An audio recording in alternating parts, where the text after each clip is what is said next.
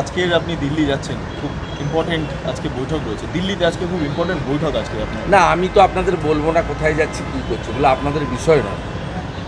শুধু একটা জিনিসই জানতে পারেন, আমাদের দলীয় সাংসদদের সঙ্গে আমার সুকান্তবাবুর বাড়িতে 6টার সময় মিট হবে। আমি যেহেতু যাচ্ছি, সুকান্তবাবু আমাকে ওখানে ডেকেছেন এবং সাংসদরাও হয়তো কেউ কেউ থাকবে। এইচএম এর সঙ্গে দেখা হবে আজকে? বলবো না, ওটা পরে জানতে পারবো। ভাবুন একবার, যে শুভেন্দু অধিকারীর কার্যত নিঃশ্বাস ফেলার সময় নেই, রাজ্যের যে কোনো প্রান্তে হিন্দু আক্রান্ত হচ্ছেন, তিনি ছুটে যাচ্ছেন, রাজনৈতিকভাবে এত ব্যস্ততা রয়েছে, সেই শুভেন্দু অধিকারী শুধুমাত্র দিল্লি উড়ে যাচ্ছেন কিসের জন্য? না, সমন্বয় বৈঠক করবেন। এবং সেই সমন্বয় বৈঠকের কুশীলব কারা? তারা অন্য কেউ নয়, জাতীয় স্তরের কেন্দ্রীয় স্তরের কেউ নন, তারা হচ্ছেন এই রাজ্যের বিজেপি যারা সাংসদ রয়েছেন তারাই। ভাবা যায়? এতখানি সময় শুভেন্দু অধিকারীর হাতে রয়েছে এবং এই ধরনের বৈঠক করার জন্য তিনি শুধুমাত্র দিল্লি উড়ে যাচ্ছেন। আসলে একটা কথা আমি আপনাদের বারবারই বলে থাকি যে রাজনীতিতে যে ছবিটা সামনে দেখা যায় সেটা আসলে রাজনীতি নয়, যে ছবিটাকে আড়াল করা হয় সেটাই আসল রাজনীতি। আর এক্ষেত্রেও কি সেই একই ঘটনা ঘটছে? দিল্লিতে বড় কিছু পরিকল্পনা নিয়েই যাচ্ছেন শুভেন্দু অধিকারী এবং সেই কারণে ঢাল হিসেবে শুধুমাত্র এই সমন্বয় বৈঠককে সামনে রাখা হচ্ছে। কেন? একাধিক প্রশ্ন উঠছে এটা নিয়ে।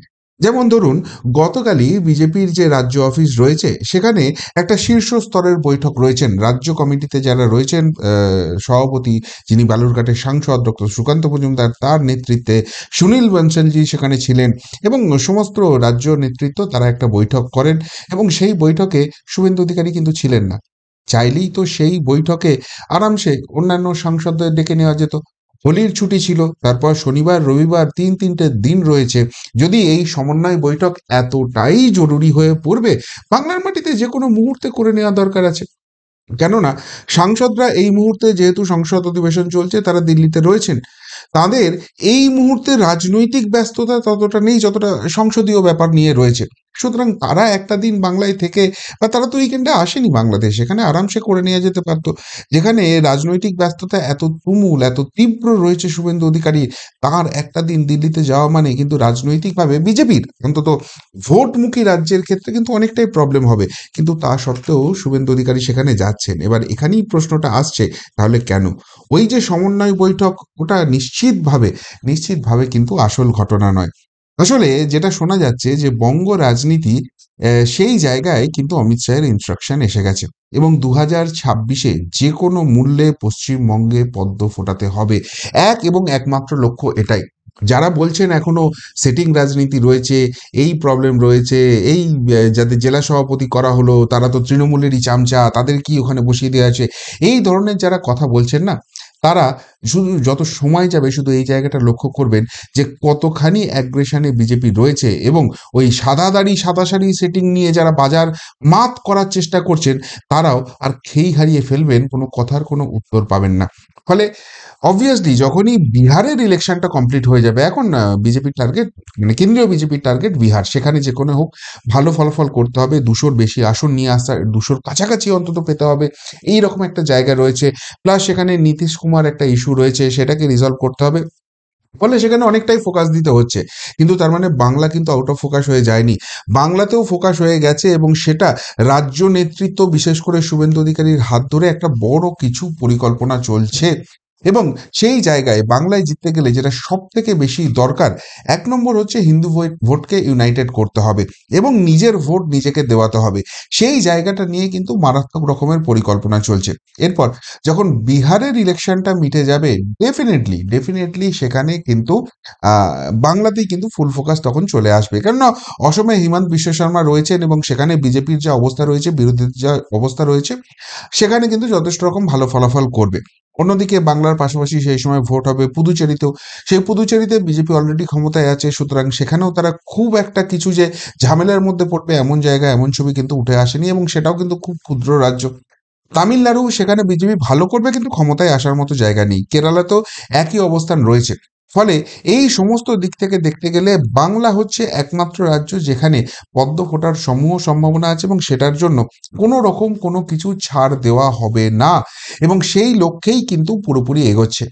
যারা, আবারও বলছি, এখনকার ছবি দেখে বিভ্রান্ত হচ্ছেন, এখনকার বিভিন্ন পদাধিকারীদের দেখে বিভ্রান্ত হচ্ছেন, তাদের উদ্দেশ্যে একটা কথাই বলা যেতে পারে, যে ছবি যে আসল প্ল্যানিং চলছে সেটা কিন্তু 2026 নিয়ে অল আউট লড়াই হবে। কেন, সেগুলো এক এক করে অবশ্যই বলছি, কিন্তু তার আগে শুভেন্দু অধিকারী ঠিক দিল্লি উড়ে যাওয়ার আগে সাংবাদিকদের মুখোমুখি হয়ে কি বললেন সেই পুরো ঘটনাটা শুনে নিন, তারপর তার বিস্তারিত ব্যাখ্যায় অবশ্যই আসছি। ওর কথা, ওরা তৃণমূলের লোক। ও তৃণমূলের এমএলএ, তো দায়িত্ব তৃণমূলকে নিতে হবে। মানে ওর এই কথাতে তো একটা অশান্তিও তৈরি হতে পারে, বা এইভাবে কথা হিন্দুরা ঘুমাবে। না না, অশান্তি টশান্তি করতে হবে। এখন কোনো কিছু একতরফা হবে না। ওটা সরস্বতী পুজোয় প্রমাণ হয়ে গেছে, রামনবমীতে প্রমাণ। ওয়ান সাইডেড কিছু হবে না। প্রত্যেক ক্রিয়ার সমান এবং বিপরীত ধর্মী প্রতিক্রিয়া। ওসব দিন চলে গেছে। পশ্চিমবাংলার হিন্দুরা পড়ে পড়ে মার খাওয়ার দিন নেই।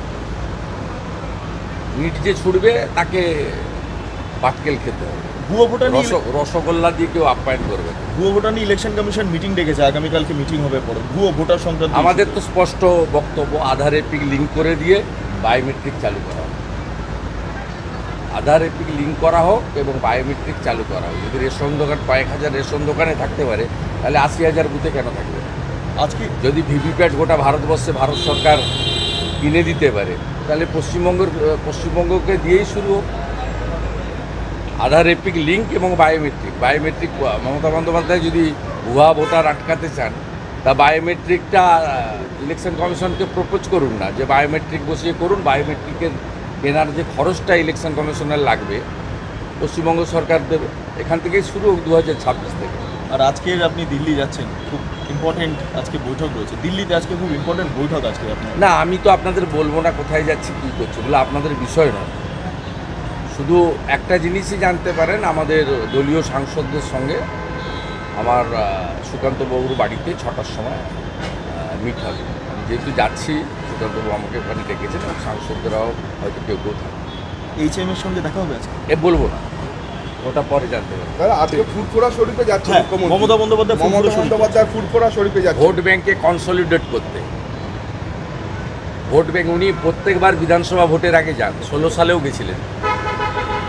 5 বছর ফুরফুরার কথা ভুলে গেছিলেন, মুসলিমদের কথা ভুলে গেছিলেন। এখন ভোট এসেছে, তাই ফুরফুরায় যেতে হবে। 16তেও গেছিলেন, আবার 26-এ ভোট আসছে, চাপে আছেন। পশ্চিমবাংলার হিন্দু ভোটার যারা তৃণমূলকে ভোট দেন, তারা একটু আজকে টিভির দিকে নজর রাখবেন। আপনারা তো লাইভ করবেন নিশ্চয়ই, মুখ্যমন্ত্রী বলে কথা। যে হিন্দুরা তৃণমূলকে ভোট দেন, তারা একটু লাইভটা করবে, দেখতে থাকবে। আর নওশাদের আমি যে বলি তোষণের রাজনীতি, সেটা প্রমাণ হয়ে যাবে। আর নওশাদের নওশাদের ভূমিকা কি ভূমিকা? বলবেন? নওশাদের এই নওশাদের ভূমিকাটা, নওশাদের ওকে জিজ্ঞেস করুন। ও যেদিন ডায়মন্ড হারবার ছেড়ে পালিয়েছে, সেদিনই লোক বুঝে নিয়েছে এ টিএমসির বিটি। ওকে লড়াই করে শুধু টিভির ক্যামেরাতে থেকে 2-4টা জনসভা করলে হবে না। ভোটের দিন মাঠে থাকতে হবে। হাড়োয়া উপনির্বাচনও মাঠের দিন ছিল না, মাঠে থাকে না। ভোটের দিন হচ্ছে ওয়ান ডে ম্যাচ। ওই দিন যে মাঠে থাকবে, আমি মাঠে ছিলাম, তাই মমতা ব্যানার্জি হেরেছে, আমি জিতেছি। দাদা, শহরে আগ্নেয়াস্ত্র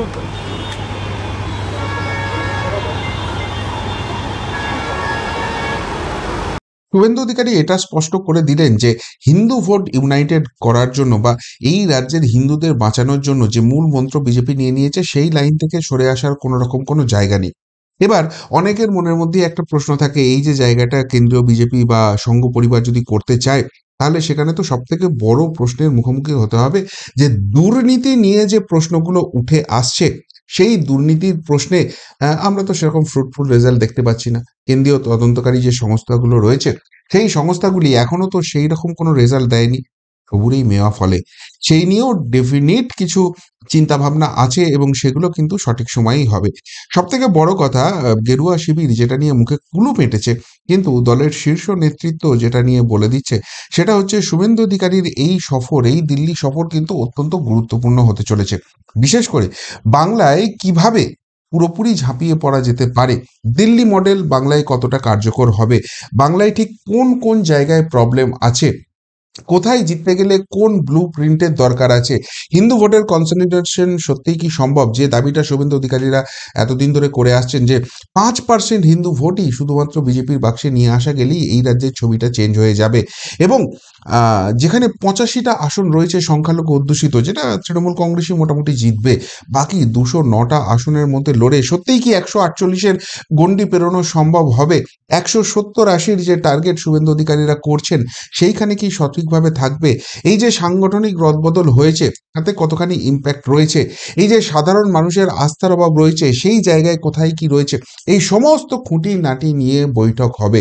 এবং সব থেকে বড় কথা, যদি হিন্দু ভোট ইউনাইটেড করতে হয় তাহলে বিজেপিকে, বিশেষ করে রাজ্য বিজেপিকে যে ছবিটা দেখাতে হবে ইউনাইটেড তারাও আছে। এই যে বিভিন্ন গোষ্ঠীর কথা শোনা যায়, শুভেন্দু গোষ্ঠী, সুকান্ত গোষ্ঠী, দিলীপ গোষ্ঠী, সংঘ গোষ্ঠী, আদি গোষ্ঠী, নব্য গোষ্ঠী, এই এত গোষ্ঠী ফোষ্ঠীর কথা করলে হবে না। সবাই একসঙ্গে এক জায়গায় আছে এবং সবারই লক্ষ্য এক এবং একমাত্র, নবান্নর ওই 14 তলাটাকে খালি করতে হবে এবং সেখানে পদ্ম ফোটাতে হবে। এই জায়গাটায় কোথায় কোথায় বাধা আসছে? হতেই পারে অতীতে কোনো ভুল ত্রুটি ছিল, হয়তো অতীতে কোনো মনোমালিন্য ছিল, কিন্তু সেটা কি মেটাবার মতো জায়গা আছে? কে কোথায় সেই জায়গাটা অ্যাডজাস্ট করতে পারবে, কে পারবেন না, তার সমস্ত কিছু খুঁটিনাটি নাকি এবারের সফরে আলোচনা হতে পারে। এবং সব থেকে বড় কথা, নতুন রাজ্য সভাপতি যে কোনো দিন যে কোনো মুহূর্তে ঘোষণা হতে পারে। তার আগে এই মুহূর্তে দলের দুই প্রধান স্তম্ভ শুভেন্দু অধিকারী এবং সুকান্ত মজুমদার, তারা কিন্তু উভয়ই আলাদা আলাদা করে অমিত শাহজির সঙ্গে বৈঠক করে এসেছেন। এবারের দিল্লি সফরে একটা বড় সম্ভাবনা রয়েছে এই তিন মূর্তি, অর্থাৎ অমিত শাহজির নেতৃত্বে একদিকে শুভেন্দু অধিকারী, একদিকে সুকান্ত মজুমদার, তারা কিন্তু সেখানে বৈঠকে বসবেন এবং দুজনই দুটো সংসদীয় দলকে সামলাচ্ছেন। সুকান্ত মজুমদার দিল্লিতে যে বাংলার বিজেপি সাংসদরা রয়েছে তাদেরকে সামলাচ্ছেন, অন্যদিকে শুভেন্দু অধিকারী যে পরিষদীয় দলটা রয়েছে বাংলার বিধায়কদের, বিজেপি বিধায়কদের, সেইটা সামলাচ্ছেন। সেইখানে একে অপরের সমন্বয় কতখানি দরকার হয়ে পড়েছে, সাংসদদের ঠিক কতখানি ইউজ করা যেতে পারে, পশ্চিমবঙ্গের বাইরের আর কোন সাংসদদের এখানে দরকার হবে, তাদেরকে কি এখানে কোনো রকমভাবে কাজে লাগানো যেতে পারে, এই সমস্ত দীর্ঘ আলোচনার জায়গা রয়েছে। এবং এবারের দিল্লি সফরটা শুভেন্দু অধিকারী যে যাচ্ছেন সেই জায়গায় বঙ্গ বিজেপির বড় রকমের কোনো পরিবর্তন, বড় রকমের কোনো স্ট্র্যাটেজিক পরিবর্তনের জায়গা হতে চলেছে, এমনটাই কিন্তু গেরুয়া শিবিরের শীর্ষস্তর থেকে শোনা যাচ্ছে। যেটাই হোক, শেষ অবধি দিদিমণির ডঙ্কা বাজিয়ে দেওয়া, 2026-এ গঙ্গায় বিসর্জন দেওয়া, তার জন্য যা যা করার সেইটার অনেকটাই কিন্তু ব্লু প্রিন্ট, নীল নকশা এবারের দিল্লি সফরে নির্ধারিত হয়ে যাবে, এমনটাই কিন্তু গেরুয়া শিবির সংক্রান্ত বিষয়ে জানা যাচ্ছে। কি বলবেন শুভেন্দু অধিকারীর এই দিল্লি সফর নিয়ে? সত্যি কি ওই সমন্বয় বৈঠক করতে, বাংলার বিজেপি সাংসদদের সঙ্গে মিটিং করতেই শুভেন্দু অধিকারী সেখানে যাচ্ছেন, যেটা নিয়ে মিডিয়াতে ফলাও করে কি বাঙালি মেনু হচ্ছে, শেষ পাতে চাটনি থাকবে না গুড়ের মিষ্টি থাকবে সেই নিয়ে আলোচনা করছে, সেইটা নিয়ে শুভেন্দু অধিকারী যাচ্ছেন, নাকি এর থেকেও বড় কোনো ধামাকাদার বিষয় যেটার জন্য এই পর্দাটা, এই সমন্বয় বৈঠকের পর্দাটার দরকার হয়ে পড়ছে, সেইটাই আসল সত্যি? এই নিয়ে যদি আপনাদের কিছু বলার থেকে অবশ্যই কমেন্ট বক্সে কমেন্ট করে জানাবেন। এখনকার মতো এখানেই শেষ করলাম, ফেরত আসছি নতুন প্রতিবেদন নিয়ে খুব তাড়াতাড়ি। ভালো থাকবেন, সাথে থাকবেন, পাশে থাকবেন। নমস্কার।